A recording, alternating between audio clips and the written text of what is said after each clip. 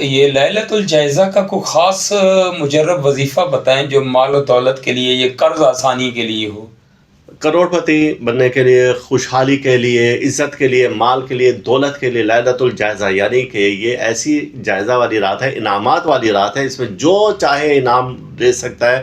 تو اس کے لیے ایک بڑا زبردست وظیفہ ہے کہ آپ کے اوپر اگر بندش ہے، رزق کی ہے یا رشتوں کی بندش ہے یا آپ مالا مال ہونا چاہتے ہیں، تو بندش کو کھولنے کے لیے ایک اسم الہی ہے یا باسطو۔ یا باسطو آپ نے 72 گٹھلی لینی ہے کھجور کی، اور ہر گٹھلی پر یا باسطو ایک بار پڑھ لینا ہے اس رات کو۔ اور پھر اس کے بعد اگر آپ میں ہمت طاقت ہو تو سورہ مزمل ہر ایک گٹھلی پر ایک بار پڑھ لیں، اور اس کو وظیفہ کو اپنا ورد میں رکھیں۔ یا باسطو ہر گٹھلی پر ایک بار روزانہ پڑھ لیں، 1 منٹ بھی نہیں لگتا ہے اس میں۔ اور تمام جو گٹھلی ہیں ان کو ایک جگہ رکھ کر 5 بار سورہ مزمل پڑھ لیا کریں فجر کے وقت میں، تو اس کی برکت سے آپ خوشحال ہو جائیں گے، قرض ہوگا جتنا بھی بڑا وہ ادا ہو جائے گا۔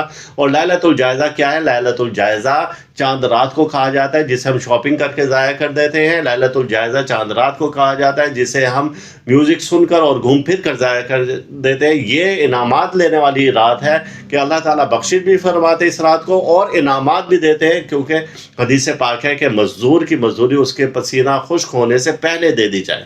تو اللہ تعالیٰ بڑا عادل ہے اور یہ انصاف والی رات ہے۔